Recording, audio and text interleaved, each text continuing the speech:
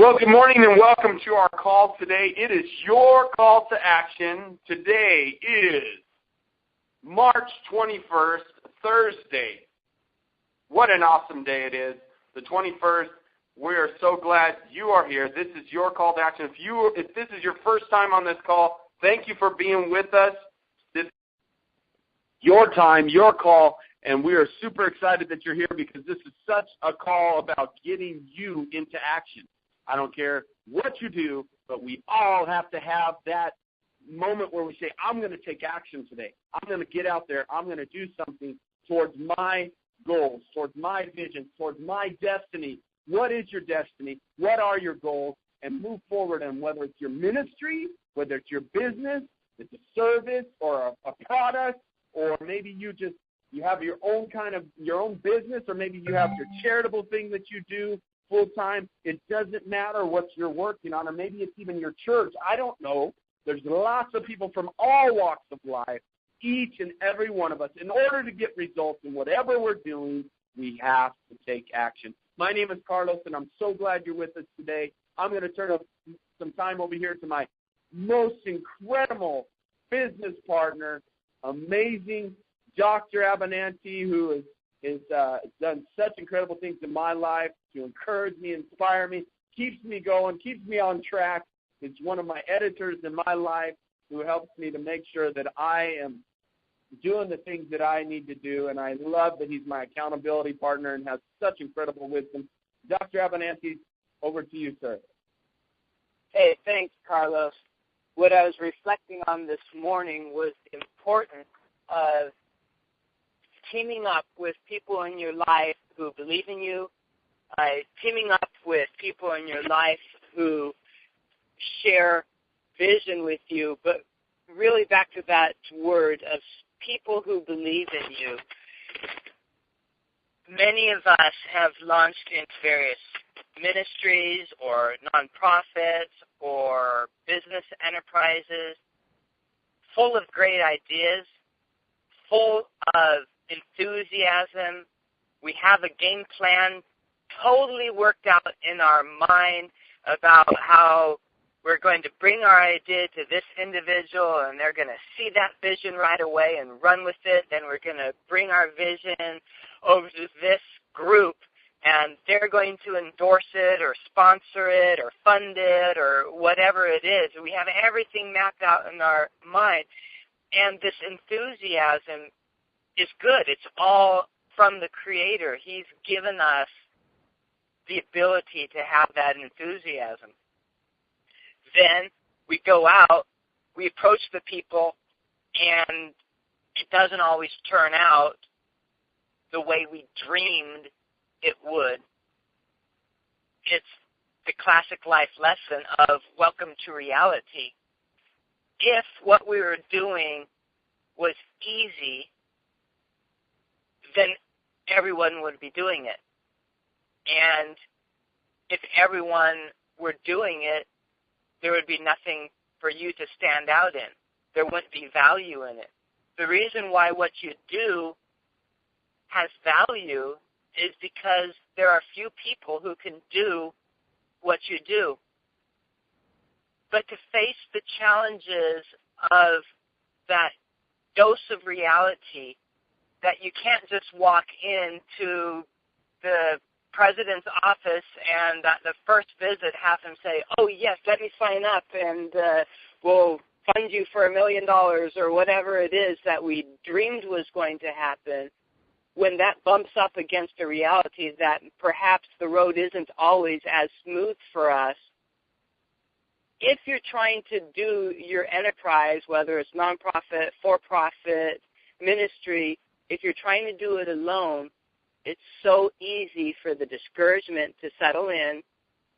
It's so easy to say, well, maybe it's not meant to be. It's so easy to get discouraged.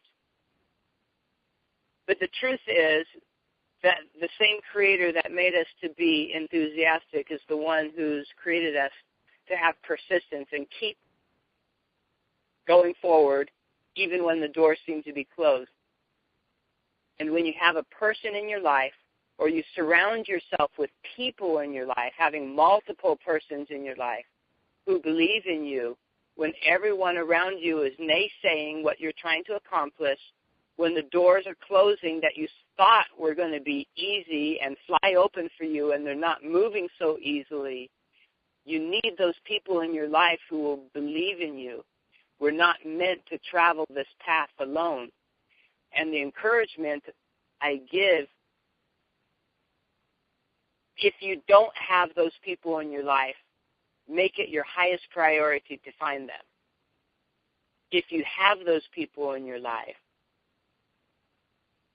express the gratitude for that.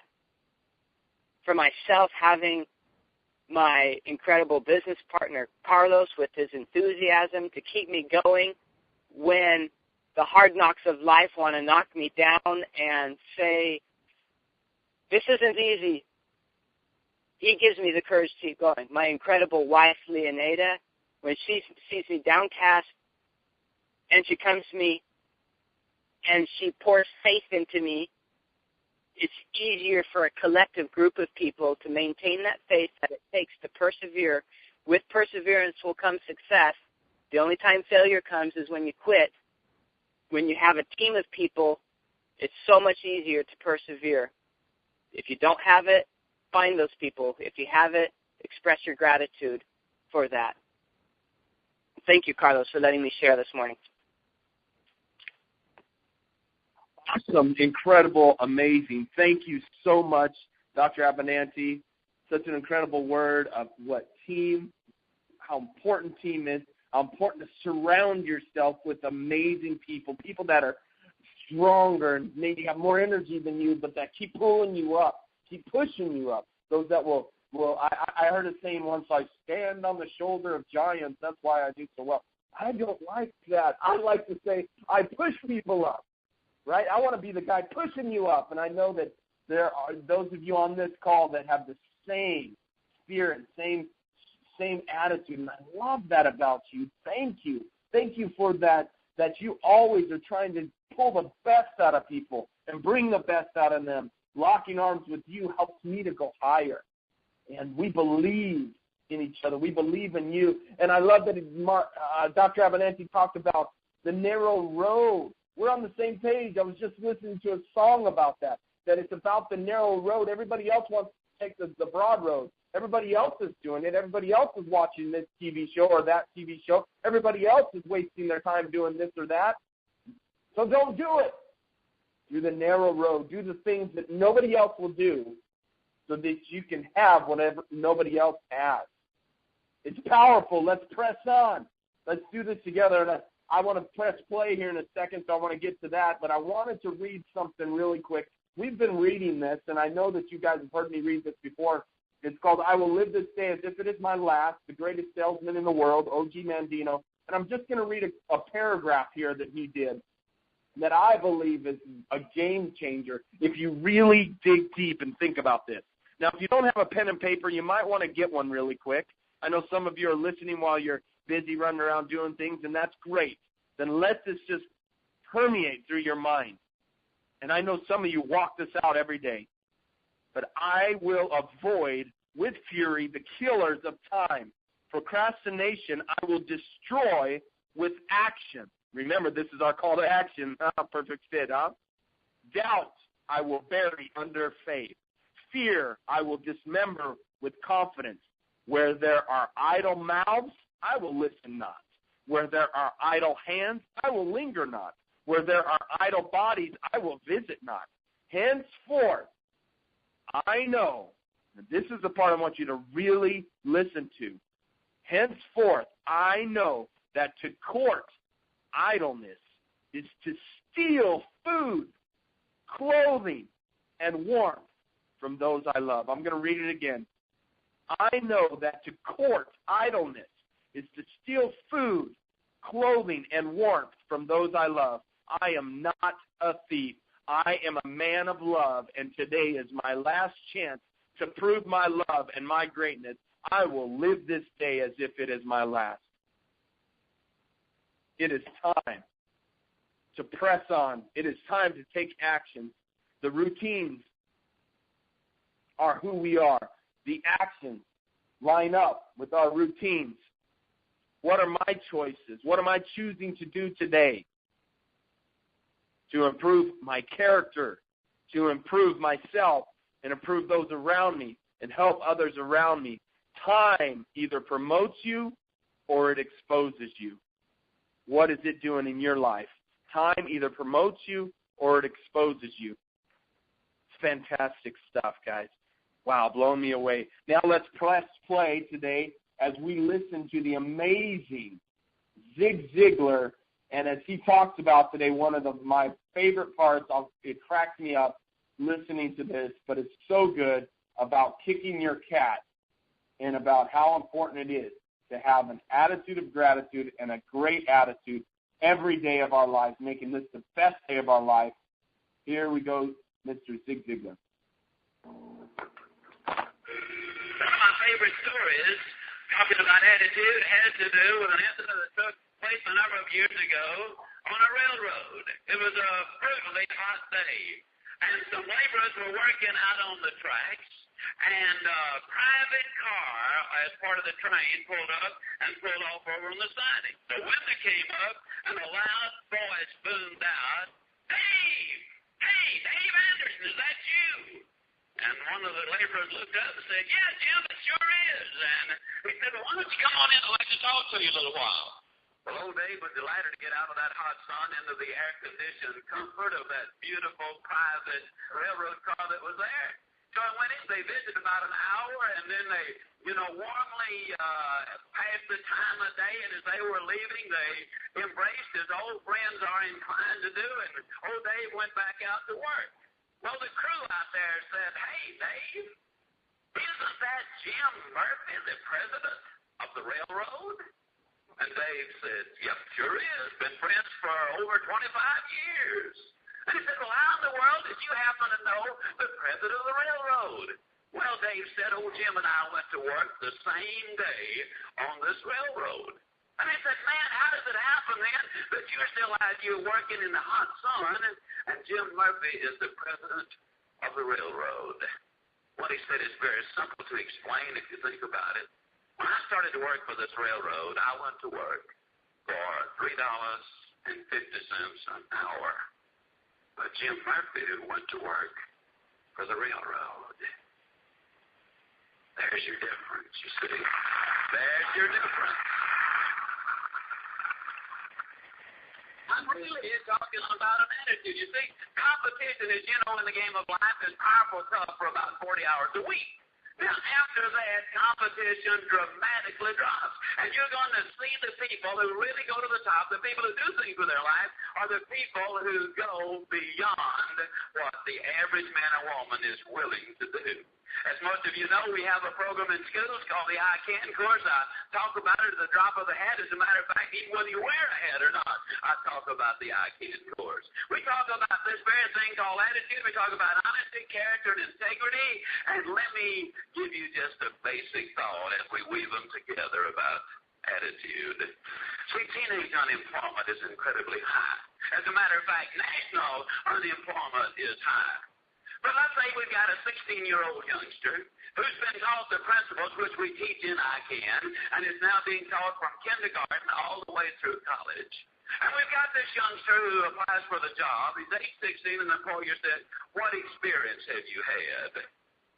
If the youngster says, "I've had 16 years experience in telling the truth, 16 years experience in being enthusiastic, 16 years experience in building a winning attitude, 16 years experience in knowing that the only way you're going to be able to keep me on the payroll is for you to make a profit. And therefore, knowing that if I don't contribute to your profit, that you're not going to be able to pay me, and I've got 16 years experience, therefore, of doing more than I'm paid to do, so you'll have the profit to pay me. I've had 16 years experience in developing the kind of attitude which says that you can get everything in life you want if you'll just help enough other people get what they want.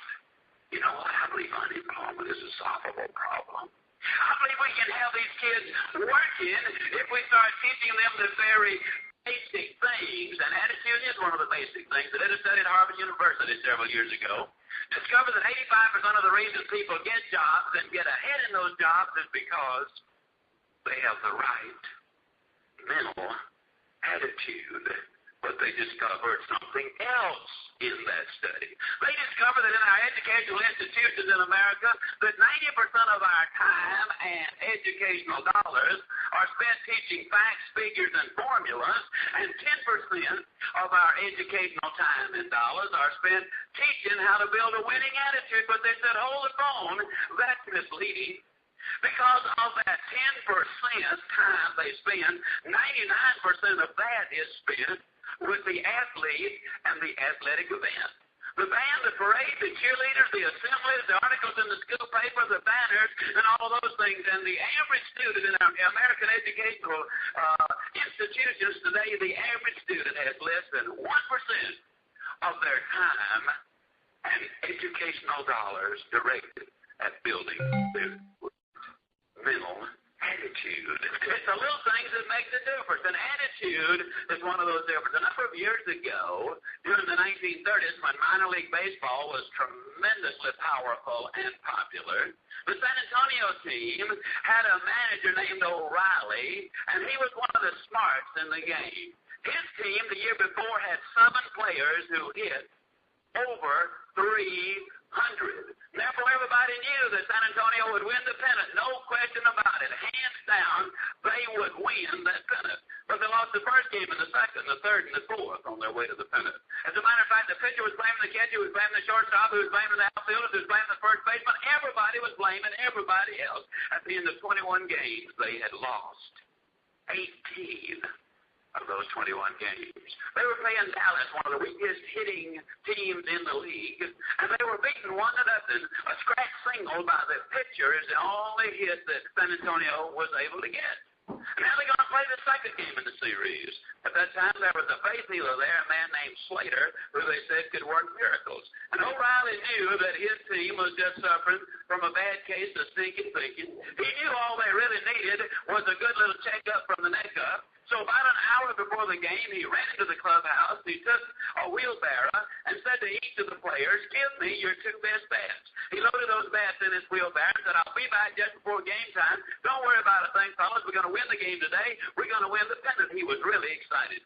He came back about 5 minutes before game time, and he said, fellas, I got the greatest news ever. I've taken these bats to Mr. Slater. He's put his blessings on them. He tells me that all we got to do is step up to the plate, rear back, and take that cut. He says, we're going to win the game. And he says, we're going to win the pennant. He said, man alive, all you got to do is believe you're going to hit that ball, step up, and you're going to knock it out of there. Now, remember, the day before they'd been beaten 1-0. Their only hit was a scratch single. But today, same 2 teams on the same field, everything else being equal, today they got 37 base hits.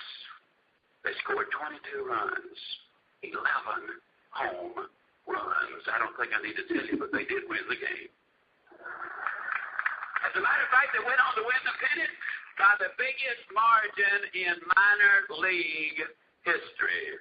Now, what I'm really saying here is that your attitude makes the difference. But, ladies and gentlemen, there are some things that we need to understand. We live in a world which often is negative. We live in a cat-kicking world. Some of you might have remembered Mr. B. Mr. B called a meeting one day for all of his people. He said, now, notice some of you come to work late. I notice some of you leave early, and maybe that's my fault. Maybe I've not set you the kind of an example that I should have been setting, so here's what I'm going to do. I'm going to start coming to work early. I'm going to start leaving late. I'm going to start providing you with the kind of leadership which will enable us to build the kind of company we need to have. We're going to be a giant in this industry. Oh, it was quite a little speech, and his intentions were good. You see, Mr. B was really excited, and his intentions were good, but about a week later, he was out at the country club, became engrossed in a conversation, forgot about the time. All of a sudden, he looked at his watch, he said, oh, my goodness, I'm due back at the office right now. He hopped up, made a mad dash to his car, hopped in, scratched off, burned rubber, doing about 90 miles an hour down the freeway, and the long arm of the law came along and gave him a ticket. You talking about a man who was upset. Mr. B was absolutely furious. He said, this is ridiculous.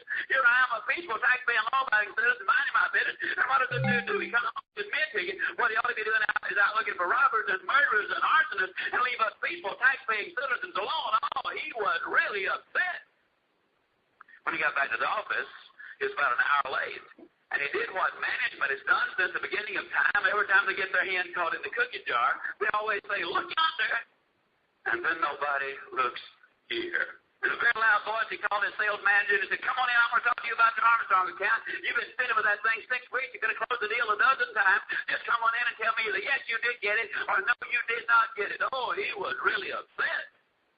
Sales manager quietly came in, closed the door behind him, ducked his head, said, Mr. B, I hate to tell you this, but said, I lost that deal. He said, I thought I had it. I thought it was sold, but something happened, and it came unglued. And if you think Mr. B was upset before, you should have seen him now. He literally hit the ceiling. He said, this is ridiculous. Why, for 18 years you've been my sales manager. For 18 years I've been sent on you to bring in new business. And now we have a chance to get the biggest account of all. And what do? You blow it. Well, let me tell you something, friend. Just because you've been here 18 years doesn't mean you got a lifetime contract. Now, you're going to replace that business, or I'm going to replace you. Oh, he was really upset.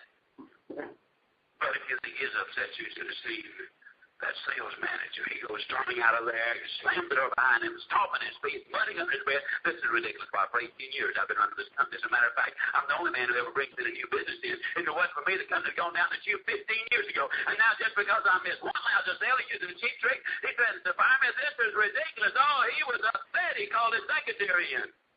He said, those 5 letters I gave you this morning, did you get them out there? You're going to give me some lousy excuse about you having something else to do. She said, don't you remember? You told me that the head account took precedence over everything else. That's what I've been working on. He said, don't give me lousy excuses. I told you I wanted those letters out, and I want them out today. And if you can't get them out, I'll get me somebody who can. Oh, he was really upset.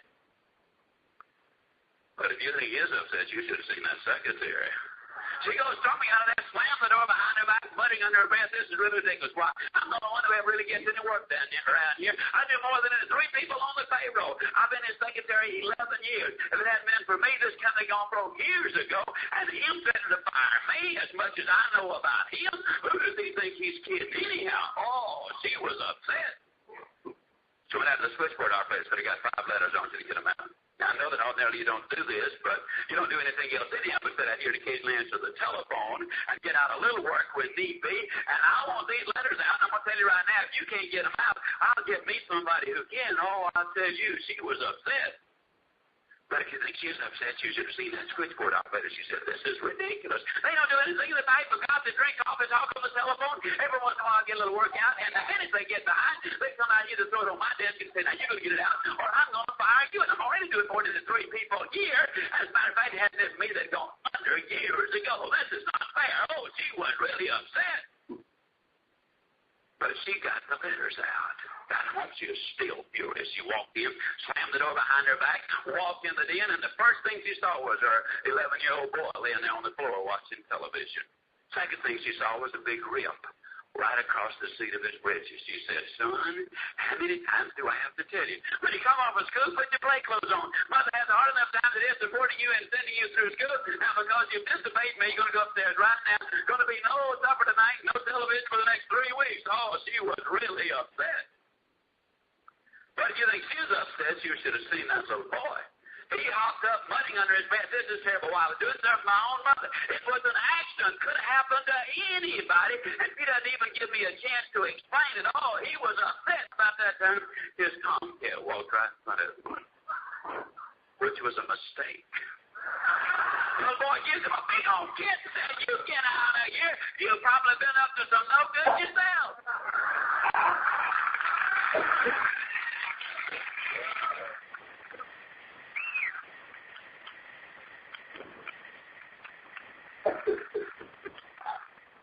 Now, folks, if you think about it for a moment, that tomcat was the only creature involved who could not have altered that series of events.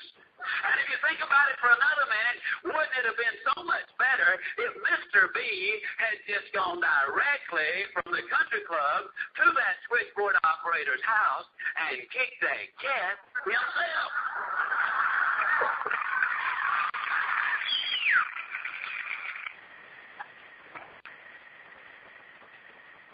You see, the truth of the matter is we live in a negative, cat-kicking world.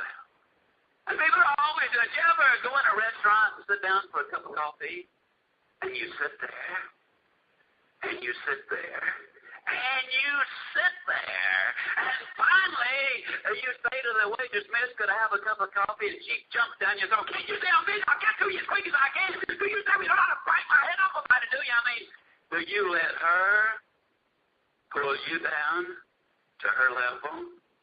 Or can you understand it's got nothing to do with you? Somebody has just stopped by and kicked her cat long before you got there. You ever get caught? You ever get caught in a traffic jam? Traffic 3 blocks in front of you, traffic 3 blocks behind you, and some dude right behind you is sitting on his horn, and you turn around, hey, you never got traffic up in front of us. I mean, do you understand it's got nothing to do with you? Somebody has been kicking his cat all day long, but are you going to let him pull you down to his level? You ever go home after a magnificent day? I mean, everything is just gone beautifully. You've sold everybody you've called on, or you had a fantastic day working out at the office, or teaching the class, or serving as an MD, or whatever it is that you do. Everything is going well, and you come in whistling and singing, hi, honey, how you doing? What do you mean what I'm doing? You told me you're going to be home an hour ago. You've been putting up, I've been putting up with all day long. You wouldn't be singing it so good either. Now, where have you been? What have you been doing? Can you understand? It's got nothing to do with you. Somebody's been kicking your cat all day long. I want you to think about this for a moment. The bum on the Bowery and the mayor of your city have got a lot in common. The bum on the Bowery and the mother of the year have got a lot in common. The bum on the Bowery and the most successful, happy individual you'll ever meet in your life have got a lot in common. Every human being alive suffers disappointments, defeats, frustrations, and setbacks all of their life. But the difference is the way they react to those disappointments and defeats and setbacks. There is your difference. You see, the truth of the matter is, a lot of people go around letting an awful lot of other people kick their cats, but what I'm saying to you is that, you see, not only will you let them kick your cat, if you're not powerful, careful, you'll let them steal your dream. You're what you are where you are because of what's gone in your mind. You cannot rise above your words. Let me say that again. You cannot rise above your words. A lot of people say what you mean. I'm going to tell you to say what you want. See, a lot of people use vile, filthy, pornographic language. And the thing that distresses me about that are not the words, as a lot of people say. They're just words. But you see, all of those words paint pictures, and they reveal the internal thinking of the person who is inside. Whatever you learn, you're going to learn it consciously. But if you're going to do it well, you must do it subconsciously. How many of you know how to type? How many of you remember the typing process you went through? R-F-U-J, R-F-U-J, you know. Oh, you went over and over and over and over, and you didn't go very fast. But it wasn't long when you learned that keyboard. You just sit down, you subconsciously, you instinctively typed it out. How many of you learned how to drive a car with a stick shift, you know, a clutch and all those good things? You remember when you learned how the instructions went, you know, you say to yourself, now you mash in the clutch, now you shift the gear, now you feed the accelerator, now you let out on the clutch, look out, honey, look out! You know, you're in danger of running over somebody, backing up on the curb. How many of you remember how ridiculous you felt as you were trying to learn the car at the bumps and the jumps and the number of times you killed the engine, you know, and whoever was teaching you how to drive really got all nervous and upset, and then a few weeks later after you really learned how to drive, you had moved it over into the subconscious then, you know, and now you mash the clutch, you shift the gear, you feed the accelerator, let out on the clutch, you roll down the car, you light a cigarette, throw out the match, talk about your neighbor, all at the same time. Because now you moved it from the conscious over into the subconscious. Well, ladies and gentlemen, the exciting thing is that you can learn all things in the same way. You can teach moral values to your children the same way. Psychologist Robert Cole says that's our most important responsibility as parents, is to teach them moral values. You can learn about optimism and hope and courtesy. Every once in a while I get into some rather intriguing discussions with some of my egghead friends about this thing called motivation. We sit around, you know, a lot of them are kind of individuals, they call themselves deep thinkers. And they make these profound statements that all motivation is self-motivation. Well, at the risk of offending some of them, let me give you a little analogy which leads me to believe that maybe outside forces can have some impact in our lives. I've got a beautiful fireplace at home. What I really love to do is on Sunday afternoon, after I come home from church, we've had a nice lunch, and before I start preparing for our evening seminar down at the church, I get me a good fire going. If it's a good, cold, rainy day, and I get me a good fire going, turn the TV on, and when the Cowboys run the score up to about 61-0, I kind of lose interest, and I drop off to sleep, and a lot of times when I wake and I look over at that fireplace and the fire has gone out. So I sleepily get up and I go there, and I take my poker and I poke and I punch and I poke and I punch, and the first thing you know, I've got a rip-roaring fire going again. How many of you have ever had a similar experience? Can I see your hand? See, ladies and gentlemen, what happened was a very simple thing.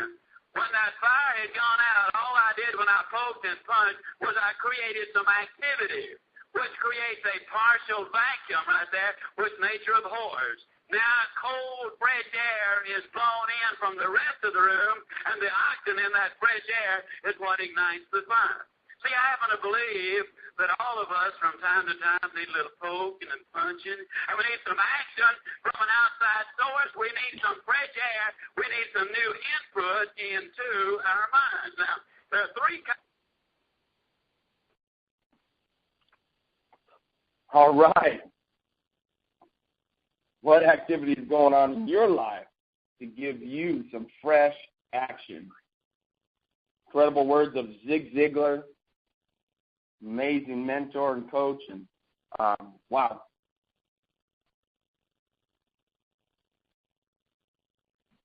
I love the attitude. I love the things that he brings out in us, the winning attitude, and the idea of what can I do for you.